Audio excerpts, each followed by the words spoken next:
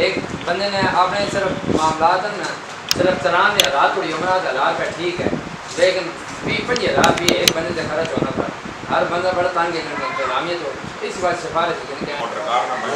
نہیں بن جیڑی سرکاری فیس ہے ہر بندہ دینا تیار ہے. تسی اپنی فائدہ موٹر کار نہیں بنواؤ نا تسی 5 لڑکے نا ہر ہفتے آ میں تو خدا دے تے 5 لڑکے نے کوئی رشوت نہ ہو انشاءاللہ پھر کو جڑا تو سنا تعاون ہے انشاءاللہ پورا تعاون